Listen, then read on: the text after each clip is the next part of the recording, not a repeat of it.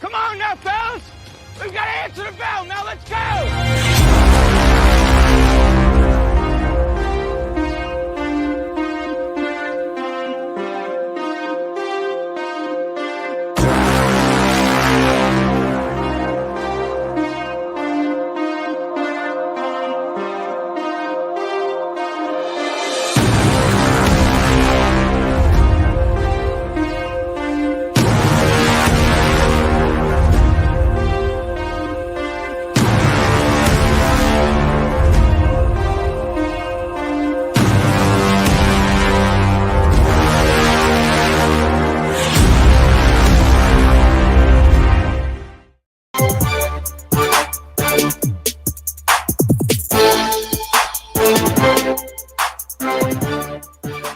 Hello, everyone. Welcome into a weekend edition. It's Friday here on Main Street Sports Today, presented by Mid-Tennessee Bone and Joint. I'm Chris Yow, joined as always by Mo Patton, and we have a great show lined up for you today.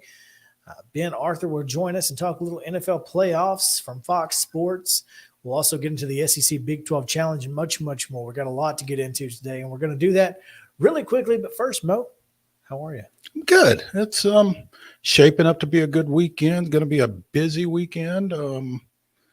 Got hoops. We got wrestling at both the high school and college level. So it's a lot going on, a lot to talk about, like you said. So yeah, I'm looking forward to it. We do have a great show lined up.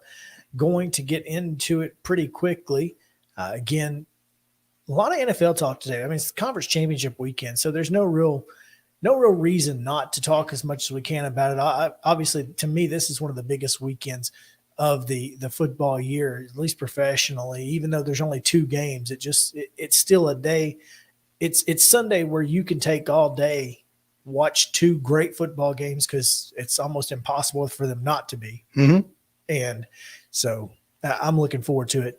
And again, Ben Arthur will join us here in just a little bit to talk about both NFC and AFC, but I'm looking forward to speaking with him and see what his thoughts are on the league. And again, SEC Big 12 Challenge, man, huge weekend. It is a huge weekend for the SEC and for for the top 2 teams, or according to the Associated Press, the top 2 teams.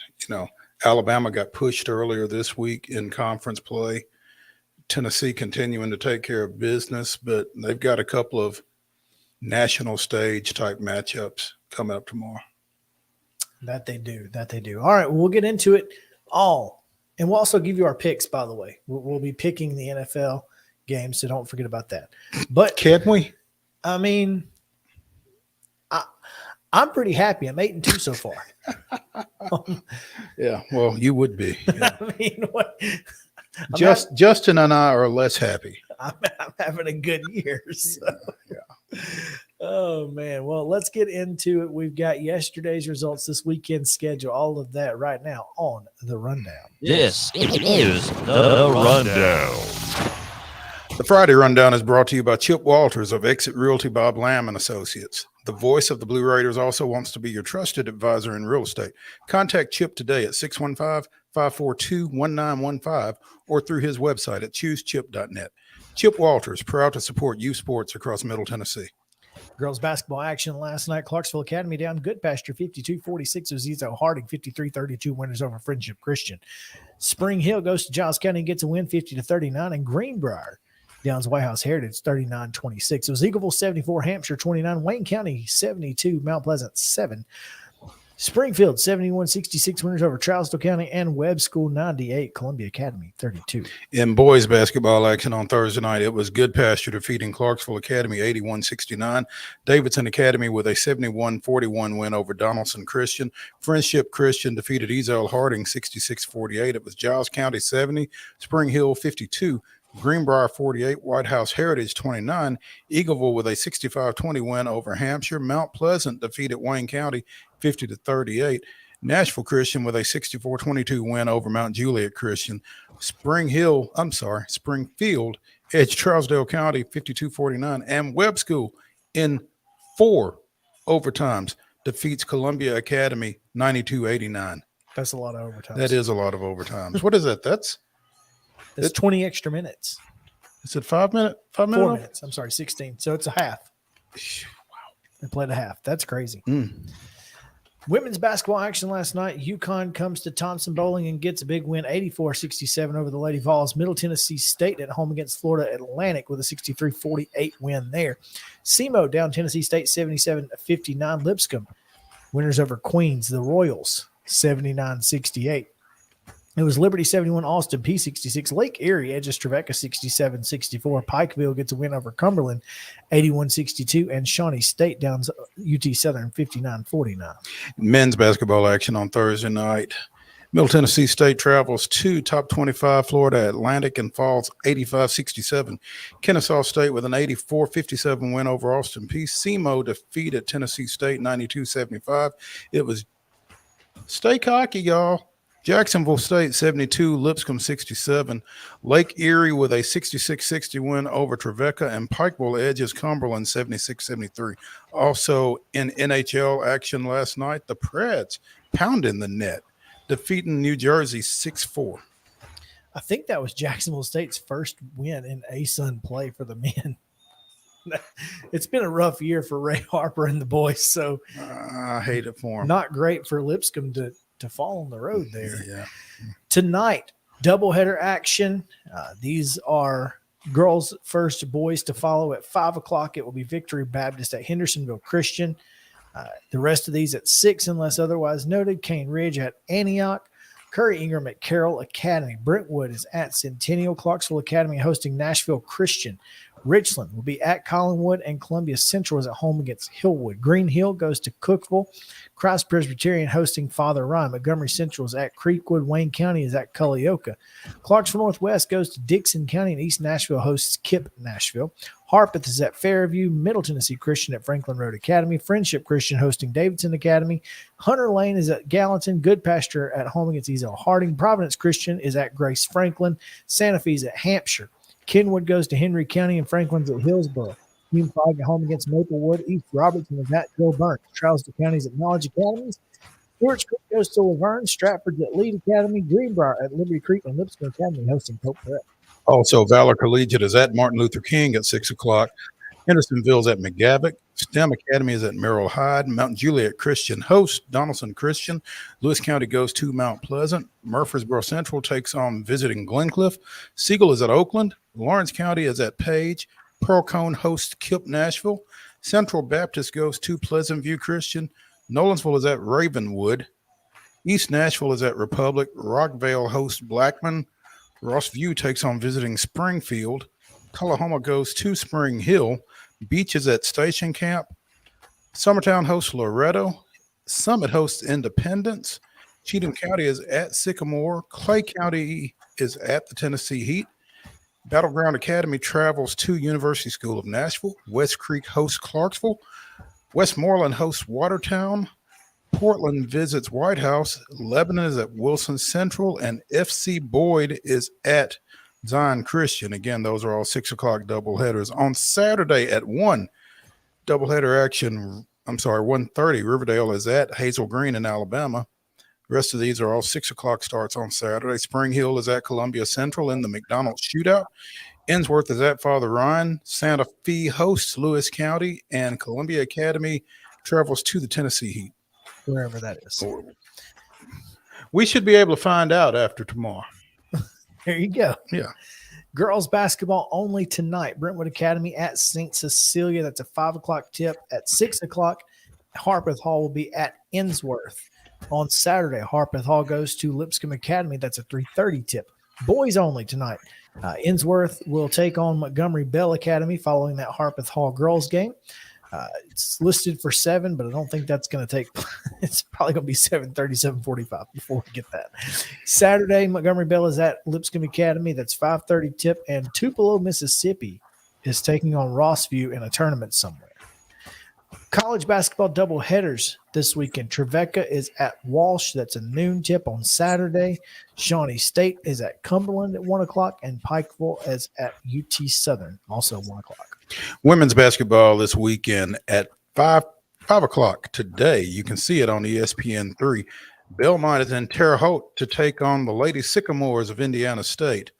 On Saturday, FIU comes to the Glass House, takes on the soaring Lady Raiders. That's a 1 o'clock start on ESPN Plus. At 2 on ESPN Plus, Liberty is at Lipscomb. At 3 on ESPN Plus, Queens is at Austin P. And Tennessee State 2, Lindenwood nothing. That's correct. Lindenwood is forfeiting. You don't see that every day. No, you don't. Okay, so Tennessee State has picked up a win this weekend and has not even dressed, let alone stepped on the floor. On Sunday at noon in SEC action on the SEC Network, Texas A&M visits Memorial Gym, taking on the Commodore women of Vanderbilt. At 1 o'clock on ESPN Plus, it's Belmont at the Lady Aces of Evansville. Men's basketball action this weekend. Tennessee State will host Lindenwood's men at 2:30 on ESPN Plus. Lipscomb will be at Kennesaw State. It's a 4 p.m. tip on ESPN Plus. Also at 4 o'clock, Jacksonville State's at home against Austin P. At 5 o'clock, Big 12 SEC Challenge Texas at Tennessee. That's on ESPN. Middle Tennessee State will round out its South Florida trip at 6 o'clock on ESPN Plus against Florida International. Vanderbilt's men will be at Texas A&M in a Conference USA style scheduling effort here. That's a 7:30 tip on SEC Network. On Sunday on ESPN2, as we talked yesterday with Casey Alexander, Drake will be at Belmont. Also, before I get out of here, doubleheader in junior college play. Columbia State will be at Roane State. That's a 1 o'clock central tip. Doubleheader with the women starting. And at Volunteer State, it will be MIT. Motlow in Tullahoma. Motlow in Tullahoma. That's a 2 o'clock tip for the women, men to follow. NBA action this weekend. Tonight, the Grizzlies are at the Timberwolves. That's a 6:30 tip, and it can be seen on NBA TV. On Sunday, finally, the Grizzlies return to FedEx Forum for a 5 o'clock matchup against the Indiana Pacers. That game tips at 5 again on Bally Sports South. And as we mentioned, conference championship games in the NFL on Sunday. The 49ers are at Philadelphia. That's a 2 o'clock kick on Fox. At 5:30, the Bengals will be at Arrowhead Stadium against the Kansas City Chiefs, and that one will be on CBS. I also want to mention real quick, at 3:30 today, wrestling sectionals in Class AA. Summit is hosting Collierville. The winner of that advances to next weekend's state duels out at the Ag Expo in Franklin. So you have results from last night, or should we just send them to the website? Yeah, go to the website for how Summit got here on Tuesday and who advanced out of Region 6A last night up at Spring Hill at mainstreetmurray.com. There you go. And that is your rundown.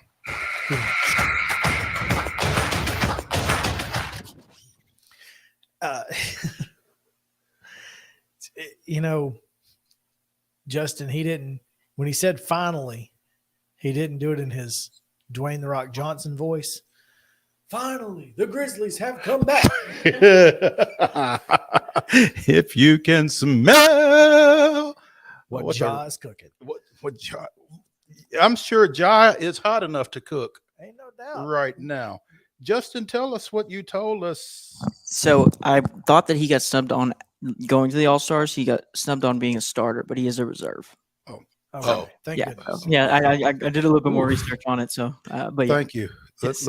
Let's be accurate with that. I mean, yeah. Okay. Uh, So Ja is a reserve for the West All-Stars. which is still a hot Still a topic. little shaky, Yeah, exactly. Yeah. but it's not like him not making the team at all. Yeah. We take you from preps to pros today as we start in the prep ranks with our top story. Mo, a couple of things. One, just got off the phone with TSSAA Executive Director Mark Reeves, who confirmed to us that the TSSAA is exploring some potential schedule changes and hopefully not having to worry about a location change if the schedule can be worked out for the TSSAA State Boys Basketball Tournament after Middle Tennessee State has put in a potential bid to host the NCAA Women's Tournament first 2 rounds. Now, in order to do that, Middle Tennessee State would have to be a top 4 seed. Now, if that happens, I guess next week we'll actually talk to a women's bracketologist who can tell us if it's even possible. I'm looking forward to that, especially for the effort that we put into finding one. a women's bracketologist. So, I mean, it's amazing to me that more people, I mean, you can throw a rock and hit a men's basketball bracketologist. Yeah. We could go outside the door, throw a rock and hit somebody who puts together men's NCAA tournament brackets and has people look at them. Why more people aren't involved in that on the women's side is beyond me, but we did manage to find one. Hayden King out of Mississippi is going to join us Tuesday at 2:20. So, right really- before we really- talk to Chip. So that'll be good. there we go. There we go. We can get Chip to rebut maybe or confirm. But yeah, I'm looking forward to it. Yeah, and if they are in fact a top 4 seed by the time the season ends, if they don't lose another game and they win the Conference USA tournament, I think it's possible. So we'll see. But It will be interesting to see just in what high regard the selection committee holds, 1, Conference USA, and 2, the schedule that MTSU has played. right. And if that is the case, if they do get awarded the first 2 rounds of the NCAA women's basketball tournament, it would push the boys state basketball tournament probably up a day or 2. And so I'm not sure. And I think the good thing is that it's the boys basketball tournament, and you would be potentially pushing it up because they will have had that time off because they play that Monday, their sectionals, and then the girls tournament begins Tuesday through Saturday. Then the boys is the following Tuesday through Saturday. So if you're pushing the boys forward, then it would not be as disruptive, I don't think. I would agree. Yeah. Cause they already had a week anyway. Mm-hmm. So, if that happens, it's possible but they are in fact exploring, options. So I wanted to confirm. Well, and I think they have to for logistics reasons. I mean, you can't wait until MTSU gets the seed to start trying to figure out what you're going to do. So yeah, everybody's kind of being proactive on this. I mean, they won't know that until the Sunday before. Right. So, I mean, there's a lot that goes into that. Mm-hmm. I think it's exciting just for the fact that you're discussing the possibility of the Lady Raiders being a top 4 seed. It's insane, but it's super cool. And I really do hope that this is something, again, it's like I told Mark, it's unfortunate because of the timing of the situation, but you can't help but root for it. Absolutely. You would love to see Middle Tennessee State hosting the NCAA women's basketball tournament. Boy, that would be something. It would be something. It would be something not just for Middle Tennessee State, not just for the university, not just for that women's basketball program, but for this area. Sure. I think to have an NCAA tournament back in this area this is a women's basketball hotbed. It is. And I would love to see, some of the top teams in the country come in here and just to see what type of response this community provides for that. And additional high school news. OneMainStreetPreps.com does have a story that it appears Hume Fogg will be co-opting with, co-oping. There we go. Not co-opt. They'll be co-oping with East Nashville for football. So those folks who are at Hume Fogg and would like to play football, they'll do it for the Eagles and Jamal Stewart. Now, I feel like they had previously been co-oping with Hillwood, I think. I know clearly they've been playing with somebody, but I guess with the opening of James Lawson, they decided to switch that. I would imagine that East Nashville is closer than James Lawson would have been. In this article on Main Street Preps from Tyler Palmatier, they had been co-oping with Hillwood, which obviously closes at the end of this year. So,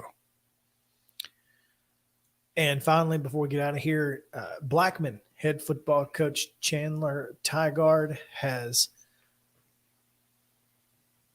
resigned to take the same position at Cleveland High School, and on his way out, certainly made his departure known. In an article on MurfreesboroPost.com by Monty Hale, Tygard, who spent 2 seasons at Blackman, went 15-8 over those 2 seasons, 10-3 this past year, advancing to the Class 6A state quarterfinals before falling to region rival Oakland. I'm excited to become the first head of football operations for Cleveland City Schools and Cleveland High School's head football coach. Cleveland can offer unrivaled opportunities for their student athletes and coaches and has the community who deeply desires and deserves a successful football program. I am looking forward to taking our culture and style down to the Chattanooga area and see what can happen when a city school system is completely aligned to having a successful program. Well, and we're just going to let you read between the lines on that. You decide what we report. You decide. You decide. Yeah. All right. That's going to do it for the top story. And this first segment, we have Ben Arthur set to join us here in just a moment. So please stick around on Main Street Sports Day, presented by Mid-Tennessee Bone and Joint. We'll be right back after this.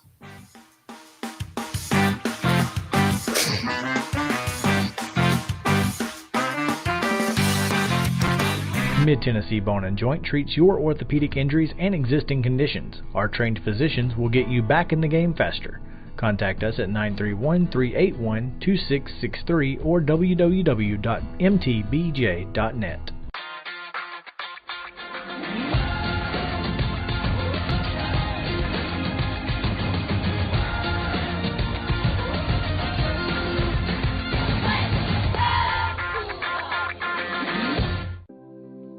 Custom Stone Handler supplies over 600 distributors and suppliers with quality stone products.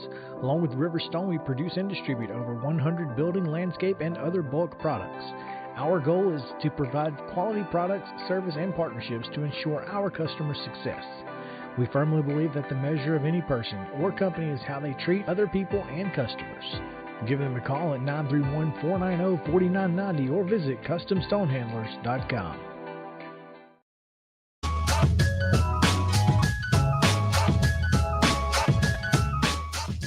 Welcome back in Main Street Sports Today, presented by Mid-Tennessee Bone and Joint, talking a little NFL playoffs now as conference championships are here. Final four down to the last home games of the season. Got a lot to play for. Spot in the coveted Super Bowl. looking forward to watching these games on Sunday and looking forward to this next segment as we bring Arthur to join us and talk a little bit about it. Ben, what's up? How you doing, guys? Hey, how are you doing, man? Where you headed this weekend? I'm staying put. Yeah, I was originally supposed to go to the AFC Championship game, but those plans changed. So I'll just be watching like everyone else from home. I mean, I am the AFC South reporter. So, and obviously none of my teams are in it. So I'll just kind of be enjoying it like the rest of you guys. So you'll be in the best seat in your house then on Sunday. Correct. It's not a bad way to do it.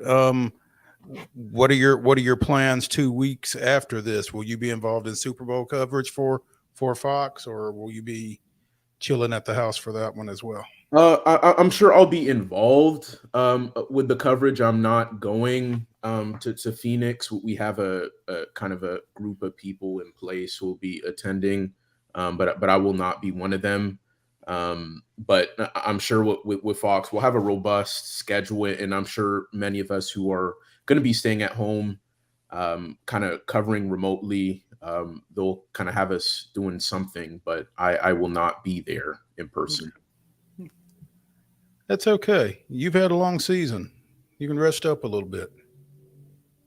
Yeah, I have. I mean, maybe kind of a little unexpected the way things turned out with the Jags. Obviously, not only getting in the playoffs, but actually winning a game, and then going to Arrowhead for the divisional round. I don't think anyone expected that to be the scenario. I think obviously entering the season, most people thought it would be for the one AFC South team, it would be the Titans, and I think most people expected maybe if that was the case, the Titans to get bounced in the wild card, but as we know, they kind of collapsed. The Jaguars rose, they got in, won a game, and so it is what it is.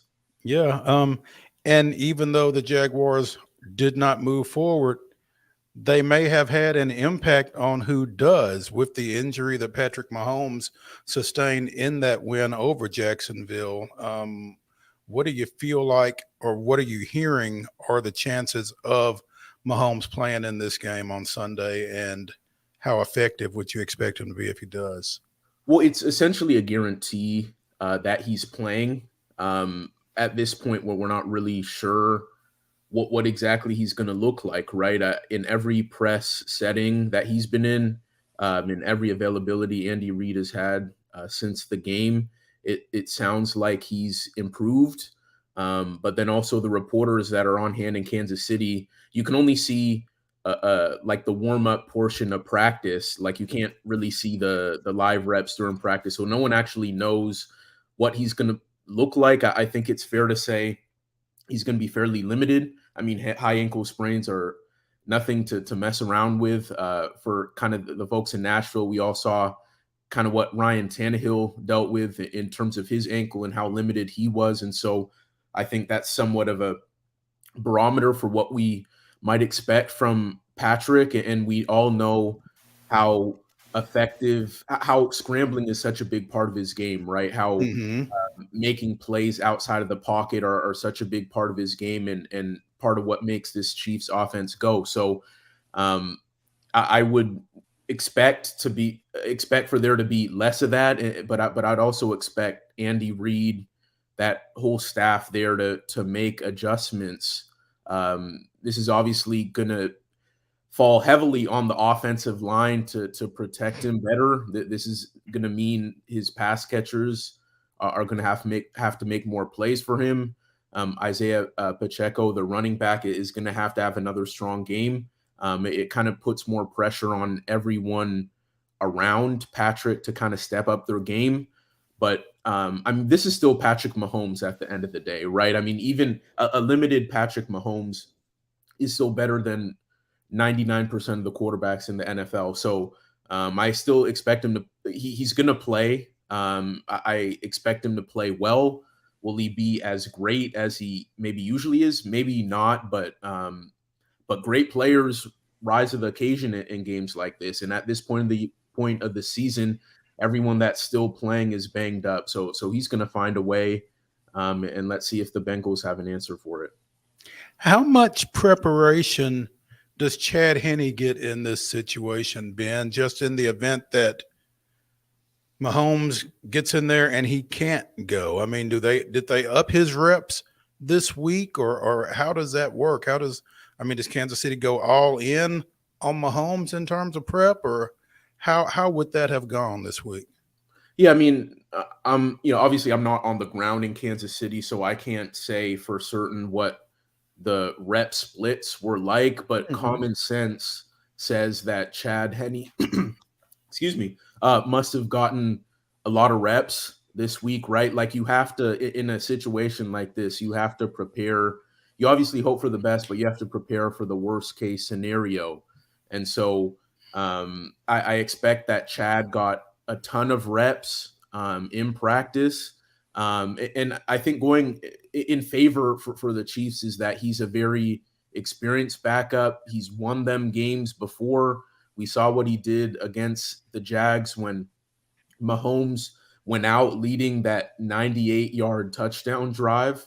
He obviously had some help on that with like a roughing the passer penalty and a kind of a big run by Isaiah Pacheco. But he's a trusty veteran backup quarterback that they have a lot of faith in. And so obviously you don't want to have to turn to him, but worst case scenario, Patrick Mahomes gets out there and is not what he's been, or gets even more banged up because of what the Bengals do to him. I think the Chiefs have a lot of faith in him to operate their offense. But then again, that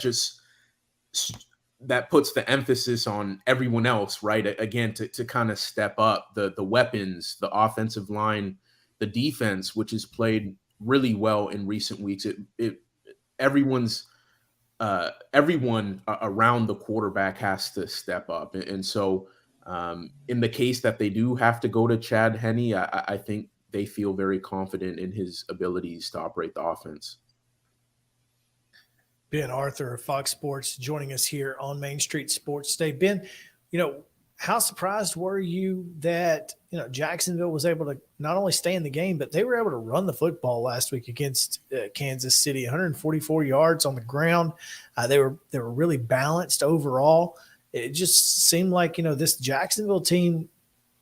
I mean, is this something that we're going to expect the rest of the way with Trevor Lawrence, Travis Etienne, and this group?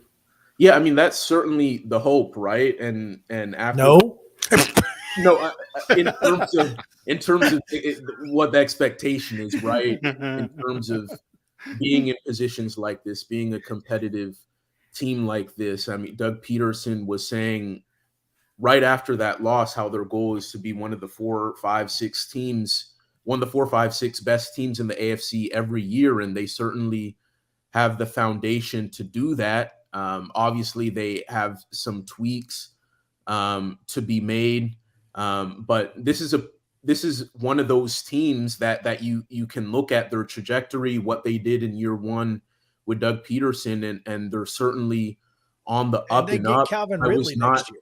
Yeah, and they're getting Calvin Ridley next year, as you said. I mean, he's going to be the first true number one receiver that Trevor Lawrence has had to this point. And that's not to disrespect the group of pass catchers that Trevor had in Jacksonville. I mean, Zay Jones, Christian Kirk, Evan Ingram is a very solid group, but none of those guys you would say is an undisputed number one option, and that's what Calvin Ridley can bring.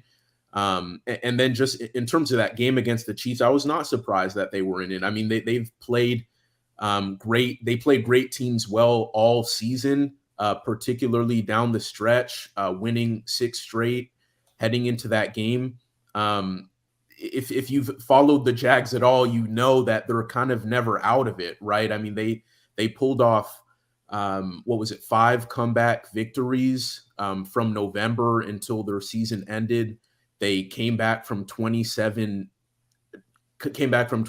down to beat the Chargers. The Jags were a team that kind of never rolled over. And actually one of their players was like, Rayshon Jenkins was like, we're like a bunch of cockroaches. Like you try to kill us, but we never die. And that's kind of what the Jags were.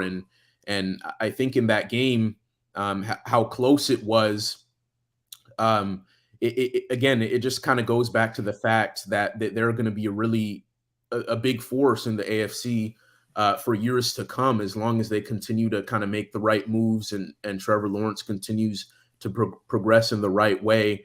This could be one of those teams for the next decade that's going to be in the mix. And I feel really confident in saying that. That's unfortunate. Yeah, from a Tennessee Titans standpoint, that's not exactly what you want to hear, but it's not a great shock. No, either. no. I mean, it's a quarterback-driven league. They've got the quarterback. So, Ben Arthur of Fox Sports with us here on Main Street Sports Today, presented by Mid-Tennessee Bone and Joint. We've probably not devoted nearly enough talk to the other team in this AFC Championship. They got a quarterback too, I hear. So I'm told. And he's pretty good. And he feels like a championship window in Cincinnati will be open as long as he's there. And I'm not going to tell him otherwise, but I mean, Ben, what do you think about this Cincinnati team coming into Kansas City this weekend? Yeah, I mean, the Bengals are dangerous, man. I mean, like you said, I mean, as long as, like what Joe Burrow said, as long as he's there, their Super Bowl window is always open.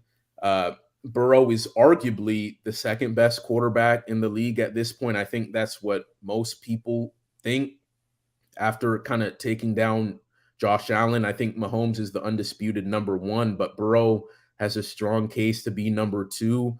And then he has like probably the best trio of pass catchers in terms of collective strength in the league. In terms of T. Higgins, Jamar Chase, and Tyler Boyd. He has a great tight end in Hayden Hurst.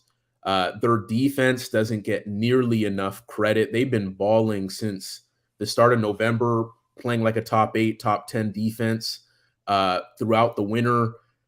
This is a team that could come into Arrowhead and beat the Chiefs again. We know that they did it last year. I think they have a great chance to do it again this season. And I think they're a team that has a chip on their shoulder. I feel like the entire year, the dialogue with the Bengals was almost like people almost forgot that they were the AFC champion last year, right? Everyone wanted to crown the Chiefs and the Bills. And then we know the NFL had encouraged the Bills and the Chiefs to start selling tickets for the potential neutral site conference championship game. I know that pissed off the Bengals too. And for them to go into Buffalo where it's snowing, the weather is awful, and just completely dominate them. Like that game was never close. This is a team that the Chiefs should be afraid of. This is a Bengals team that's very motivated. This is a team that has a top 2 quarterback. And honestly, if Mahomes is limited, I mean, Joe Burrow is the best quarterback in the game. I mean, I would take a limited Mahomes over most quarterbacks in the league, like I was saying earlier in our conversation, but I would not take a limited Mahomes over Joe Burrow, who also happens to be undefeated against the Chiefs. He's 3-0 against Kansas City in his career, including that AFC Championship game last year. So yeah, this is quite the opponent. Ben Arthur joining us here on Main Street Sports Today, presented by Mid-Tennessee Bone and Joint. I want to switch to the other side, to the NFC side. Eagles, 49ers. It's really simple. You've got a quarterback that nobody believed in when he was named the starter, and you've got a quarterback that nobody believed in from the start. And that's Mr. Irrelevant, Brock Purdy. What do you make of these two teams in this, this particular game? Because these are not guys who are just out there game managing. They're winning football games. Yeah, and I think anyone who's kind of labeled them as sort of game managers, particularly Brock Purdy, I think is kind of doing those two a disservice. They have incredible weapons around them. Both teams have great run games. In the 49ers case, they have a very diverse run game with all the guys they use and obviously the receivers they use. And then both guys have incredible defenses. I saw that the Eagles had 69 sacks this season. I mean, they had 4 guys with 11 or more sacks. I mean, that is just insane. That is absolutely insane. I mean, both these teams are loaded. And so ultimately, this could come down to which quarterback plays better. And so I think it's going to be a great game. Personally, I think the 49ers are going to win, not because I necessarily think Purdy is going to outplay Jalen Hurts, but the weapons that Purdy has, he has arguably the best, some of the best players at their positions to throw to. I mean, Christian McCaffrey is a top 3 running back. Deebo Samuel is a top 5 receiver. George Kittle is arguably the best tight end in the league. I think these guys are going to step up. The 49ers have also been here, right? That they were playing the Chiefs in the Super Bowl a couple years ago, so they have that experience. The Eagles don't necessarily have that experience. I mean, some of the guys on that team were on their 2017 team with Doug Peterson that went to the Super Bowl, but they're not quite as seasoned in these moments, I would say. So personally, I would take kind of the 49ers in this matchup, but regardless, I think this is going to be a really exciting game. And so I guess we'll kind of see what shakes. There you go. Ben Arthur on the NFL championship games this weekend. Hey, Ben, do you think – I've heard that a lot of folks think that we'll see conference championships go neutral site in the future. Do you think it was a good thing for those of us who don't want to see that the Bills did not win last week and the NFL didn't get a chance to test it? I think it was a good thing that the NFL didn't get a chance to test it in terms of people who are of the belief of kind of wanting to keep it as is. I would definitely put myself in that category. I think for the teams that like get the number 1 seed or a top seed and continue on in the playoffs, I think they've earned the right to get to host those games. And so to kind of eliminate the fan element, so to speak, I don't think it's kind of fair to those teams that have put in the work to put themselves in a position to play in front of their home fans. And honestly, I think from an aesthetics standpoint, when you have a conference championship game and you have one team that's the home team and another team that's basically in the hostile environment, I think from a game product perspective, in my eyes, I think that should be much more attractive to the NFL than a neutral site game. I would agree. I'm just glad the NFL didn't get a chance to test it. That's all I'm saying. Yeah, they probably did not need to see it and see how it works, and unless it was going to fail. I don't think it was going to. I don't think it was either. Yeah. Ben, one other thing before we let you go, man. I know that we're kind of getting up against a break, but I don't think we've spoken to you since the Titans announced Ran Carthon as their new general manager. Wanted to get your thoughts on that move. Yeah, I think it's a great hire on paper. Obviously, he's the first Black general manager in team history, which is a really awesome milestone.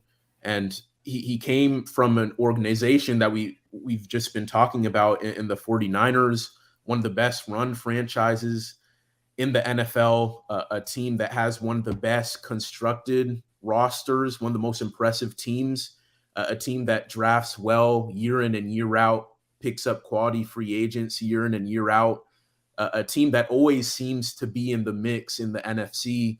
And to bring in, if you're Amy Adams Strunk, to bring in someone who played a really key role in developing that team, I think it's huge. I think we've all kind of heard about those leadership qualities that Ran Carthon has. And something we've heard repeatedly is how great of a collaborator he is, and that's obviously super important because of the Titans setup, right? I mean, we heard Amy Adams Strunk kind of stress wanting to have a collaborator in her next GM, but when you enter a situation where you already have a powerful coach, a coach who's kind of been here for 5 seasons now, it's going to be really important as the new head of the personnel team to work in conjunction and craft an aligned vision with that coach. And so I think Rand Carthen checks a lot of those boxes. Obviously he has to do the work, right? He's never been a GM. He has a lot of experiences with different teams, 49ers, Falcons, Rams. So it's not like he's coming into it unprepared. And from everything I've read and that I've seen, this is a guy who's kind of been preparing for this moment his whole life. Someone who started preparing for this moment as soon as he became, as soon as his playing career ended. So, but he has to do the work at this point, and so we'll kind of see what shakes from here. But on paper, I think this was a really great decision for a franchise that really needed a fresh voice into the organization. Ben, we appreciate you taking some time with us today. That's great insight there as well. Looking forward to talking with you again soon as silly season will begin in no time. Silly season began yesterday. Yeah, well, actually. That's right, with the hiring of Frank Reich. So yeah. Anyway, we'll get back to you soon. We appreciate you taking time with us today. Thanks for having me on, guys. Absolutely. All right, we are going to take a break. When we come back, we will continue our conversation about the NFL Conference Championship games and much more. Got some breaking news here in just a second. We'll get to on the other side of the break, so stick around. Main Street Sports Today returns after this. Jones & Lang Sporting Goods here in Columbia has been outfitting teams, officials, and anybody else from T-ball to college for 50-plus years. Be sure and check them out at 931-388-8060 or online at jonesandlang.com. Jones & Lang Sporting Goods, the look of a winner. Zion Christian Academy, zioneagles.org or 931-388-5731. You can schedule your appointment. Go tour their campus. It is beautiful over there, and you're definitely going to want to see it. Again, it's zioneagles.org. Give them a call, 931-388-5731, and schedule your tour today. A game without a crowd is just a scrimmage. A performance without an audience is just a rehearsal. Without your presence, high school sports and the performing arts aren't possible. Ensure that these essential extracurricular activities continue to enrich the lives of students in Tennessee. Purchase a ticket to your local high school's game or performance. This message presented by the TSSAA. Mid-Tennessee Bone & Joint has been the official sports medicine provider for Murray County Schools for more than 40 years. We specialize in orthopedic service, and our Ortho Quick Walk-In Clinic lets you bypass the ER.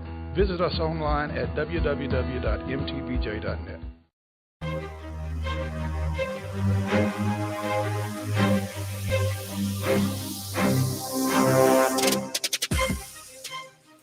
Welcome back in Main Street Sports Today, presented by Mid-Tennessee Bone & Joint. Again, breaking news as we were talking with Ben Arthur. The Atlanta Braves have extended manager Brian Snitker for an additional, I guess, 1 year, 2 years. I don't know. I don't know when his contract was set to expire, but he will now go through 2025 with the Atlanta seems Braves. Now it will never expire. May not. Hey, listen, we've talked about it enough. It is what it is. It is what it is. And I mean, the man has won a World Series. Exactly. It's hard to. I mean, who are you? If you're going to replace someone who has won a World Series, then you almost have to go get someone who has won a World Series, and ain't a whole lot of those out there. I wouldn't mind having Dusty. Yeah. But that's not going to happen. Come on, Dusty. Yeah. By the way, you asked a question yesterday. Yes, I did. Lots of them. Dana, well, there was one in particular. With Houston's hiring of Dana Brown, the Astros have the only black general manager combination in Major League Baseball currently. Gotcha. I reached out to Clinton Yates with ESPN, who does a lot of baseball coverage for them, and asked him, historically, what does that list look like? It's a list of one. And I was really pissed off that I didn't know it because I should have. The Chicago White Sox had Kenny Williams and Jerry Manuel. And I didn't look up specifically when that was, but it would have been during the time that the Nashville Sounds were the White Sox AAA affiliate. So again, I feel like I should have known that. I was going to say that sounds like mid-90s, but I don't. Mm-hmm. Yeah, but so yeah, that's the only other African-American GM/manager combo that you've had at the major league level. So now historic. There are two. Now there are two. And that would be better, wouldn't it? Well, again, unless you're the Braves. I mean, and again, we talked about it. Love this for Dana Brown, hate it for us. No question. Yeah. Going into some more talk of the NFC AFC Championship, AJ Brown set a record this year for catches in a season, yardage for the Eagles. A franchise record. That's right. His was yardage. Dante Smith had catches. I'm pretty sure. Devontae Smith. I believe they one set catches, one set yards records. Well, AJ set yardage. Okay, so and Devontae set the catches record. That's crazy, by the way, that you would have two different guys set two different records in the same year. But after the Giants game, AJ seemed a little bit perturbed at his targets, I guess, and kind of got some folks got a little angry with him. And after you just won a football game that sent you to the NFC Championship, why are you mad, bruh? Is AJ Brown a diva? I don't know, but is he a receiver? Then he's there you go. That may be the answer to the question right there. I mean, AJ's always kind of been not cocky, but he's had that confidence about him. Hey, I'm the guy. Treat me like the guy. And he's proven to be the guy. So I'm not mad at him. Reminds me of those old ESPN commercials with the late Stuart Scott. I'm the man. I mean, it reminds me of when Terrell Owens was with the Cowboys. Give me the damn ball. Or who was it? It was Chad Johnson. Chad Johnson said it. And every great receiver has said it at some point in time. Randy Moss. And every great receiver feels like they should get every ball. Every ball. I mean, I was open on every play. Every play. I don't care. I don't care that you threw for a touchdown over there. I was open. It could have been me. It could have been me. It would have been me. So anyway, I mean, I'm not mad at AJ. I just think that maybe in the playoffs you don't do that. I mean, we're trying to win a Super Bowl. We don't need any additional distractions. And that was an additional distraction the Eagles could have done without, because we're talking about it on Friday. Before they get ready to play for a – You're right.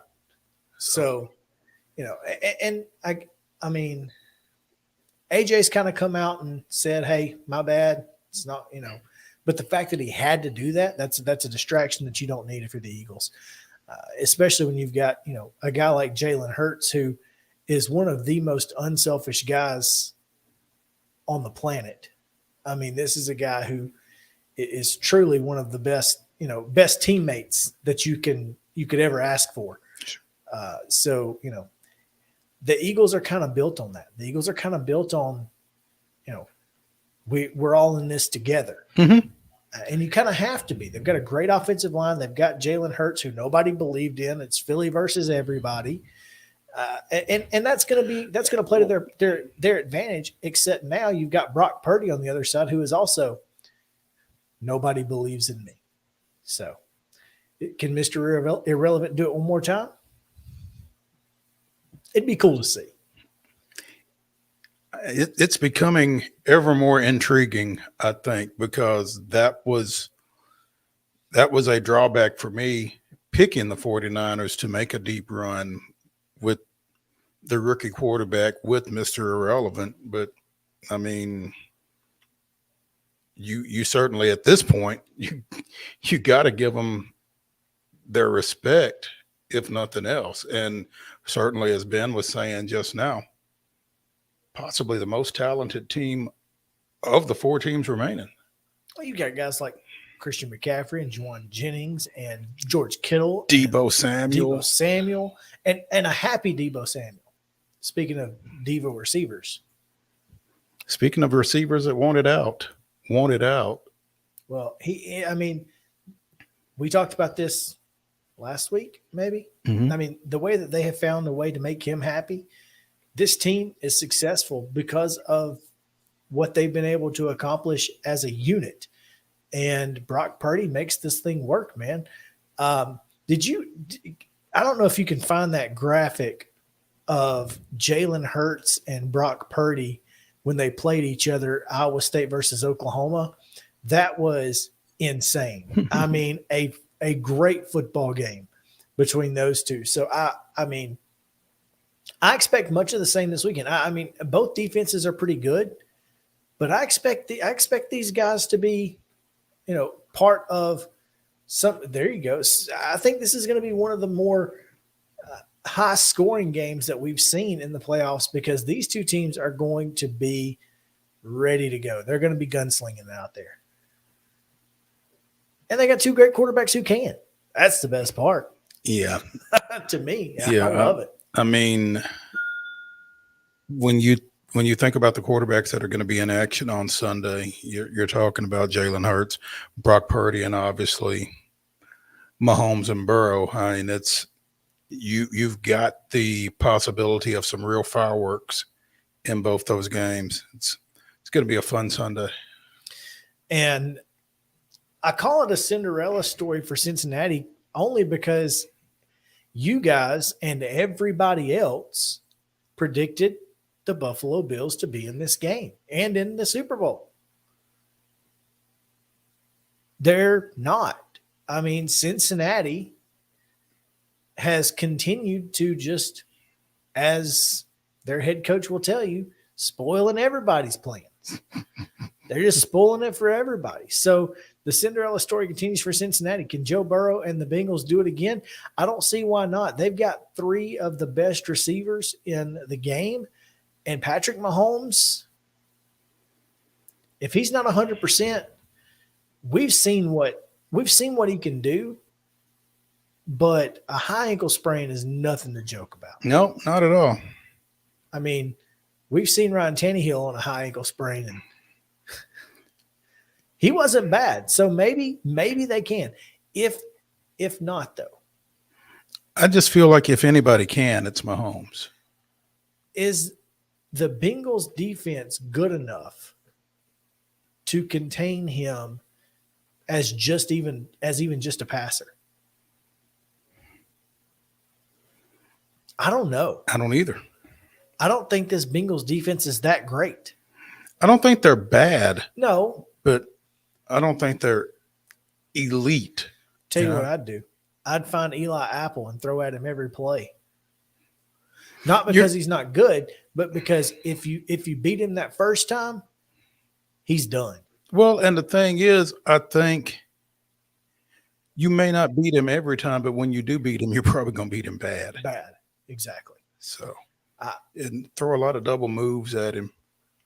Oh, he likes to. He will bite on those double moves. 100%. He will bite on some double moves. So, and if you're able to put the ball where it's supposed to be, but if you're able to protect long enough for those type routes to develop with a compromised Mahomes in the pocket. Yeah, he's not going to be able to give himself any extra time. It's going to be, I mean, the Kansas City offensive line is going to be the key to this game. Yeah. And you just heard it from Ben Arthur. He said the exact same thing. It's all about the offensive line and going, making plays if you're a receiver. So, honestly, if this game gets anywhere close to a shootout, Cincinnati wins by 2 touchdowns. And that's just the facts. This team's too good. What is the biggest question mark of the weekend? It's Patrick Mahomes. Yeah. What is the answer if Patrick Mahomes can't make it happen? I don't think Chad Henne is the guy. I don't think he is either. I mean, that 98-yard drive against Jacksonville notwithstanding, I just don't think a sustained Chad Henne appearance does Kansas City any favors. Are you surprised they don't have a backup quarterback that is more similar in skill set to Patrick Mahomes?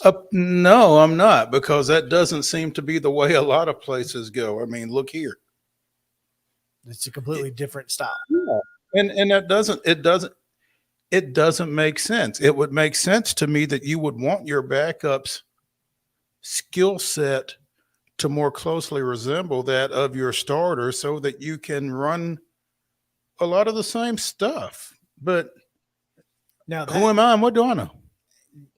And especially when you think about Andy Reid. Now, I know he did and Alex Smith was one of the better runners in the history of the game. Very underrated as a running quarterback. Donovan McNabb, very underrated as a running quarterback. It seems like when Andy Reid is most successful, he's got a guy who can pull it and run it. Why on earth is Chad Henne your backup? It doesn't make any sense to me. Whatever. I don't know. Speaking of the Chiefs, though, did see someone who a lot of Titans fans and Titans online media, not really mainstream media, really feel like Matt Nagy's the guy. Ex-Bears coach, right? Ex-Bears coach who took Mitch Trubisky to 12-4. So there's that. There is that. I mean, if you're looking for a positive on a resume, that would be one. That would be at the top of the list, probably. That would be the most surprising thing on your resume. Well, I took Mitch Trubisky to 12-4. What? You say that again? Exactly. So, yeah. I mean, I'm interested to see how much of an impact play calling is this weekend. I know obviously Nagy doesn't call plays. Bieniemy doesn't call plays. It's pretty much Andy Reid and nobody else. But they're the ones who have to put this game plan together. So I'm interested to see how this game plan is put together because both of those guys, Bieniemy and Nagy, are rumored to be and have interviewed for the offensive coordinator's job here in Tennessee. So if you're a Titans fan, this weekend would be important for you to watch the Kansas City Chiefs and how they put the game plan together with a banged up quarterback. Because, hey, let's face it, you come to Tennessee, you're probably going to have some banged up folks here and there. At some point, yeah. The law of averages points in that direction, yeah. No question. All right, let's take a quick break. Talk hoops on the other side. SEC Big 12 Challenge or Big 12 SEC Challenge, as the graphic suggests. I don't really know what that must be. A Big 12 graphic. It's from ESPN's alphabetical order, I guess. ESPN this weekend is going to be a huge, huge weekend. Looking forward to it. We'll talk about it on the other side, so stick around.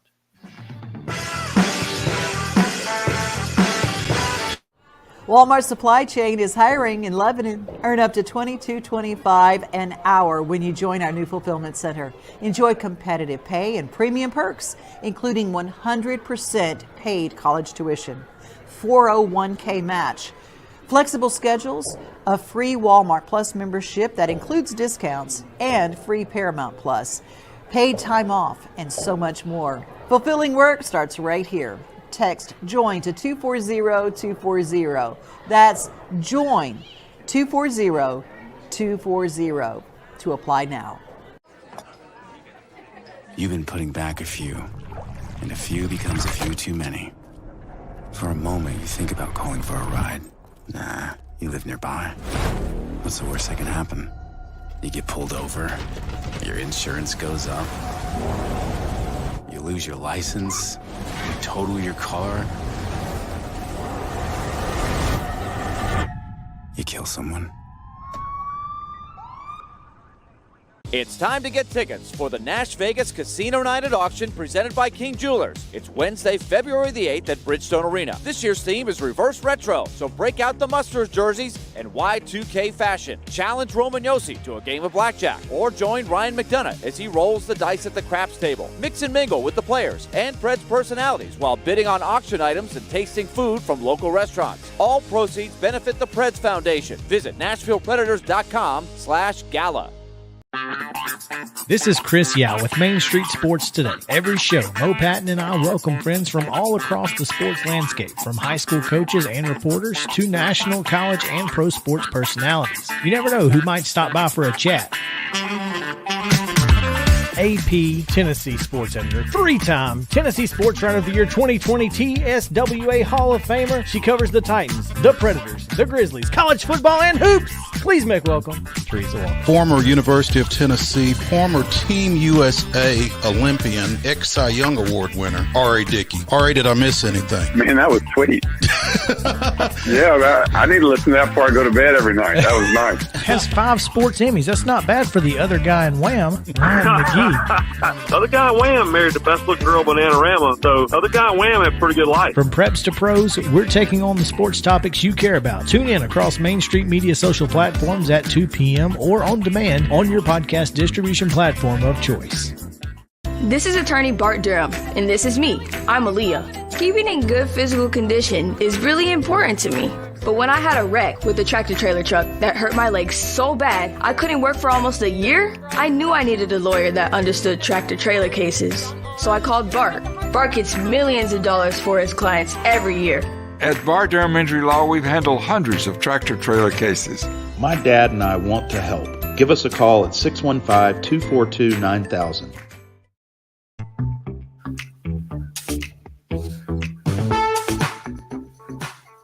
Welcome back in Main Street Sports Today, presented by Mid-Tennessee Bone and Joint, talking SEC Big 12 Challenge this weekend. We've got go to the next slide, Justin. We've got the matchups set for you. There you go. Arkansas at Baylor, Auburn at West Virginia. We talked about that one. That's probably my favorite.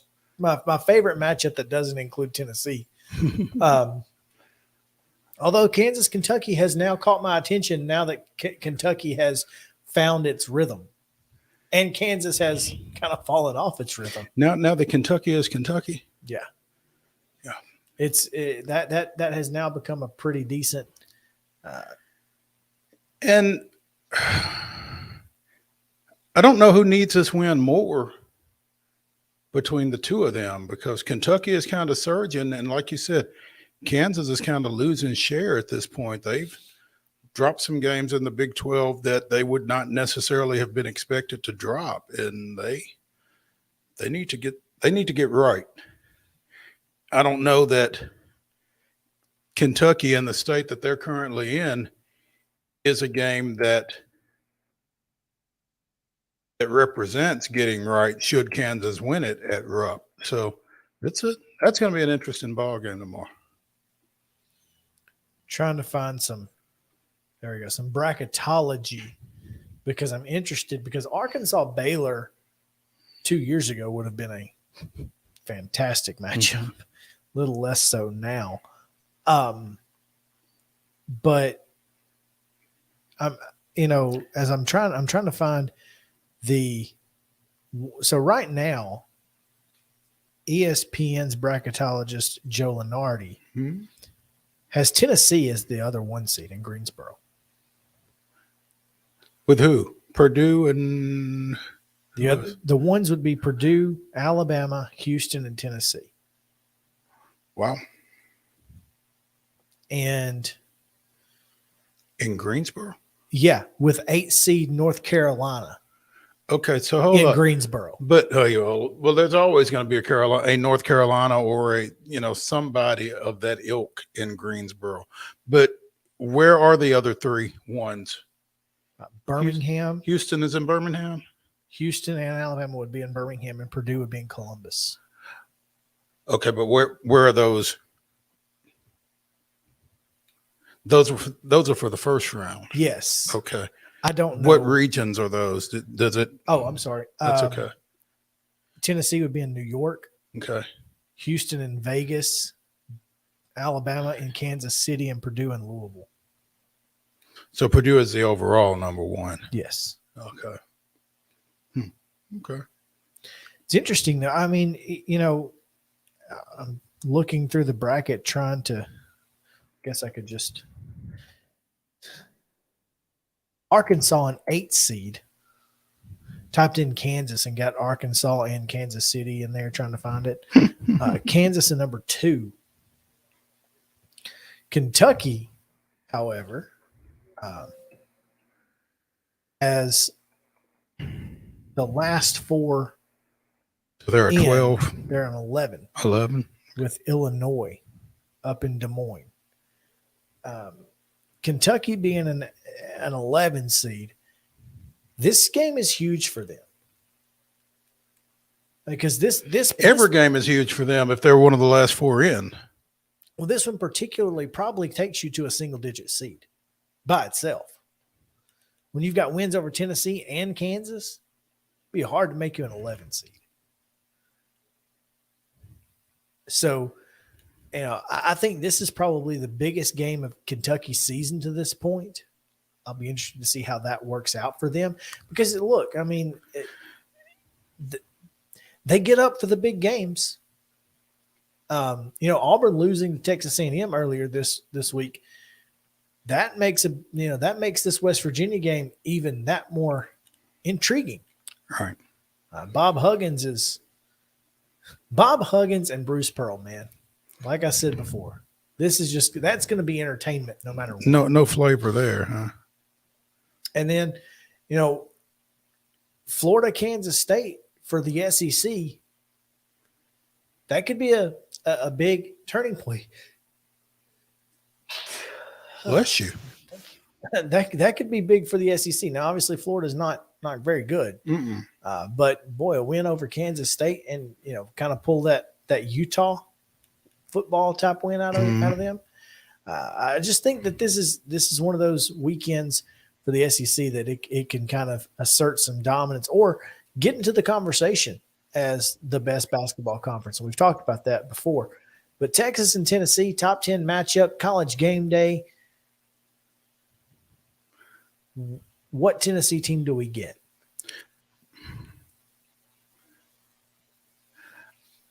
I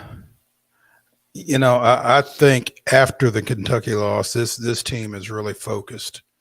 Again, they didn't play especially well for the first half down at Mississippi State in their first game after that. But as you pointed out earlier this week, Alabama struggled in the first half at the hump as well. Maybe Mississippi State's pretty good. They are. So, maybe ease up a little bit on UT's first half performance in Starkville, but they came back and really asserted themselves at LSU and at home against Georgia this weekend. I think they are riding a pretty good wave right here. And I think all things being equal, I think they're better than Texas. Texas has gone through a lot here over the last 6 weeks or so. You mentioned off air a little bit ago, Chris Beard's house is on the market in Austin. So they're having some struggles on and off the floor. I think Tennessee takes care of business. I mean, I think it'll be a great matchup, but I think Tennessee has too many offensive weapons to lose this ball game. I mean, there's no such thing as too many offensive weapons, but I think they're tough to defend when everybody's playing well.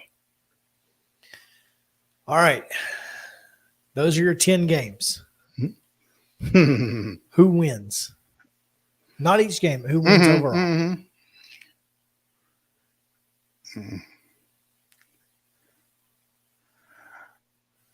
Huh. I think the SEC wins maybe 7-3, 6-4. Because I think Kansas State beats Florida. Put that back up, Justin, please. I think Oklahoma State beats Ole Miss. For sure. And I think Iowa State beats Missouri. I think the others, I think SEC's got a chance to win each of those other games. I think TCU is going to struggle at Mississippi State, but I think they're going to win. Right now, I've got it 6-4 SEC. I've got Arkansas, Auburn, Alabama, Kentucky, Tennessee, and Missouri. I can see that. I think LSU, Texas Tech could go LSU's way. I think TCU, Mississippi State could go Mississippi State's way. But ultimately, I think both of those teams lose. I hate that Texas A&M is not playing in this because Texas A&M may be the third best team in the conference. And that's unfortunate for the SEC.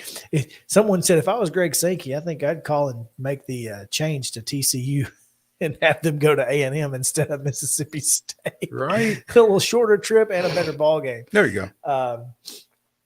You see how the graphic flipped? SEC Big 12 Challenge. I don't know what the deal is here. They're playing both sides of the fence is what they're doing. Shoot. It's like, wait a minute. We got a contract with the SEC. Let's, That's hilarious. But yeah, this is going to be a great weekend of basketball. I'm looking forward to it. I'll give you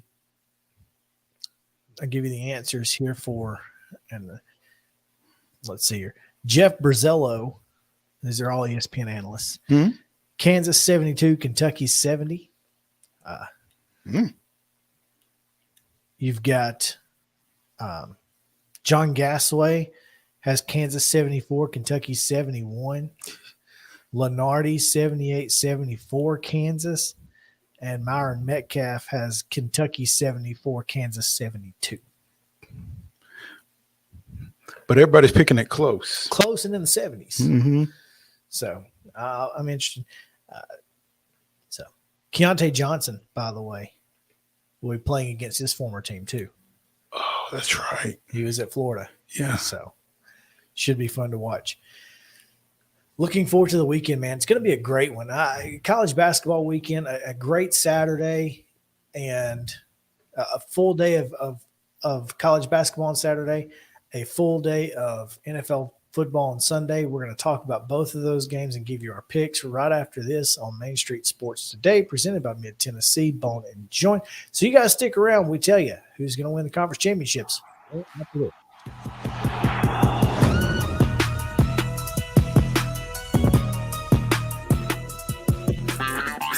This is Chris Yow with Main Street Sports Today. Every show, Mo Patton and I welcome friends from all across the sports landscape, from high school coaches and reporters to national, college, and pro sports personalities. You never know who might stop by for a chat.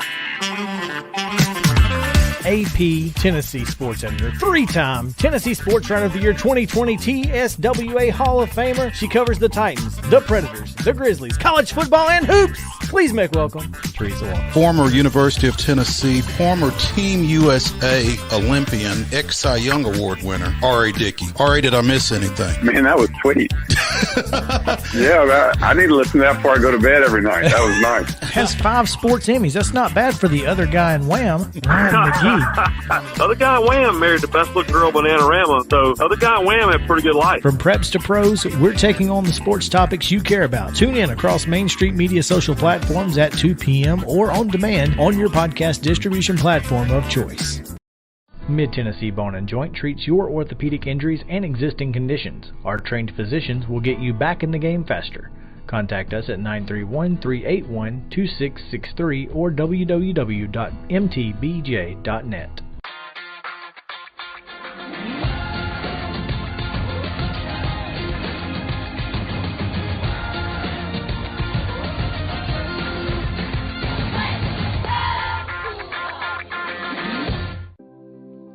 Custom Stone Handler supplies over 600 distributors and suppliers with quality stone products. Along with River Stone, we produce and distribute over 100 building, landscape, and other bulk products. Our goal is to provide quality products, service, and partnerships to ensure our customers' success. We firmly believe that the measure of any person or company is how they treat other people and customers. Give them a call at 931-490-4990 or visit CustomStonehandlers.com.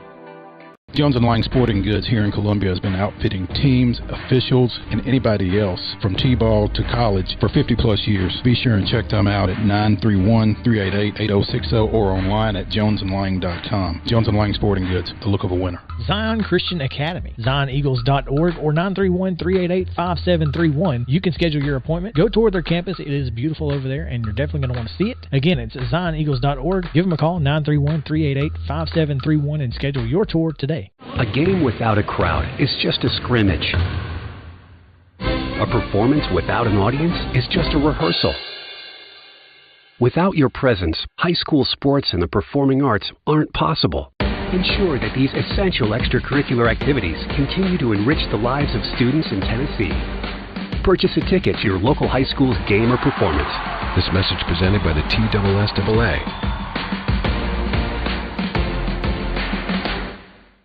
Mid-Tennessee Bone & Joint has been the official sports medicine provider for Maury County Schools for more than 40 years. We specialize in orthopedic service, and our Ortho Quick Walk-In Clinic lets you bypass the ER.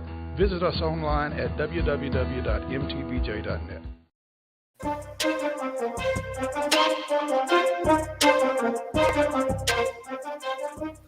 Welcome back in. Final segment of the week here on Main Street Sports Day, presented by Mid-Tennessee Bone & Joint. We've got NFL games to pick, but first, Mo, just wanted to throw this out at you. We had planned to talk about it for a little bit yesterday, but Marcus Stokes, former Florida quarterback who was released from the team after a video surfaced of him putting a Snapchat video up of him rapping a song, and in the rap saying the N-word, he was dismissed from the team at Florida and recently picked up an offer from Albany State, an HBCU.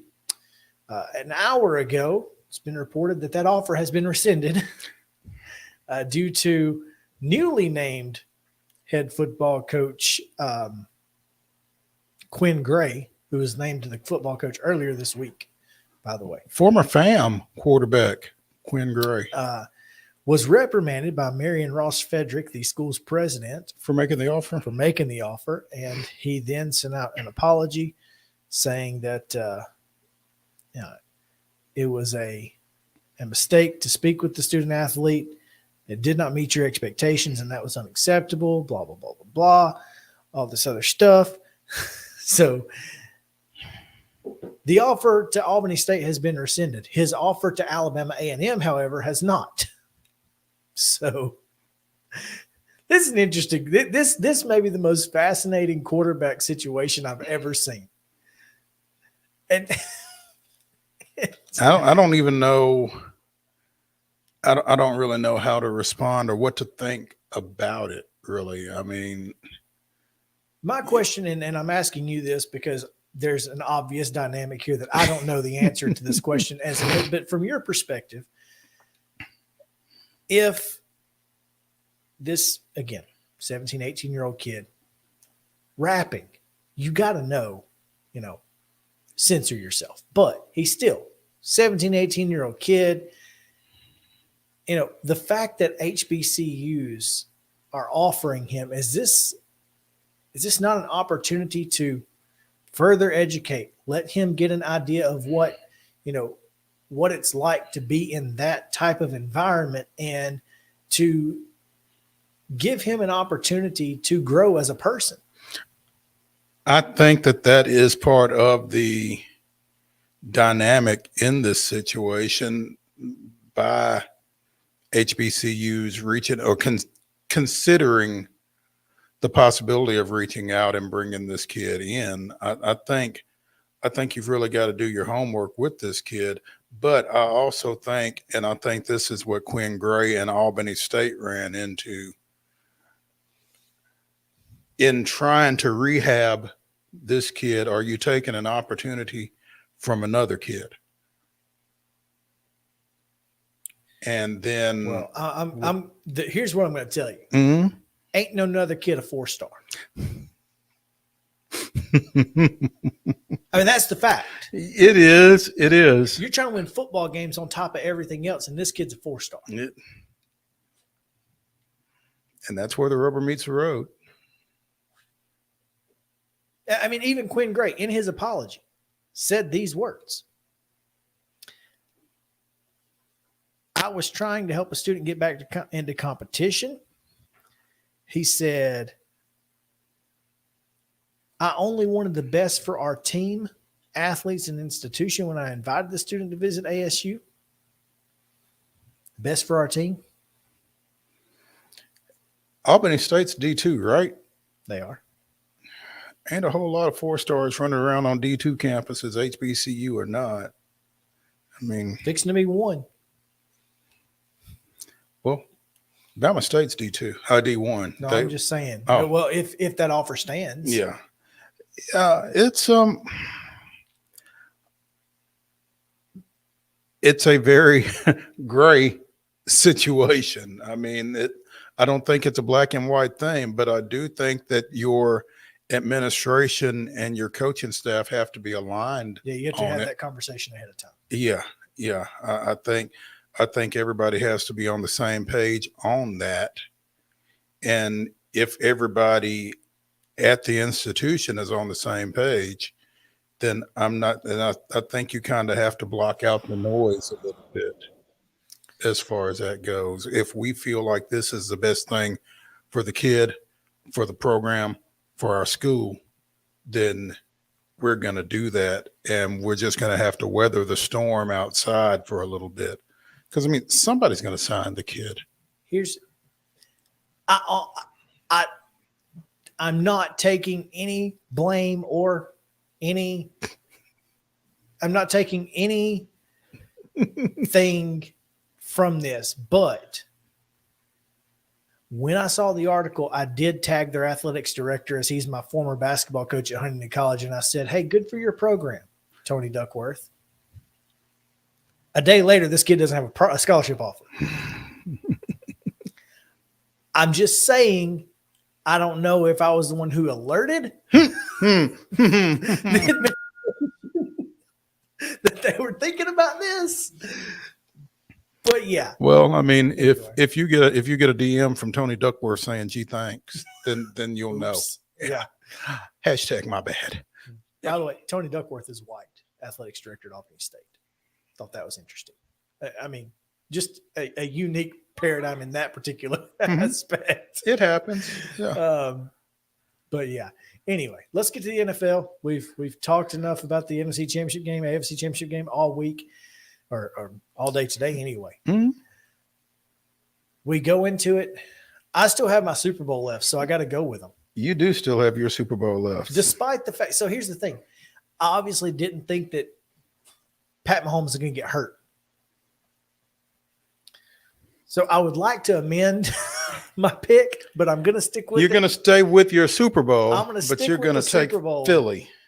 I got Philly and I got Kansas City, although I think Cincinnati's going to win. So you're going to take Philly and KC still. Yep. Okay. I'm sticking with it. Okay. All right. Justin, what are you thinking? I'm going to go with I just think Joe Burrow's so cool, man. I'm going to go with Joe Burrow and the Bengals and the Eagles. So you're going to go and I got Philly and Cincinnati. Yes. But I think and I think Cincinnati brings it home. So my original Super Bowl picks were Philly and Buffalo, with Buffalo winning. Buffalo winning is not an option at this point.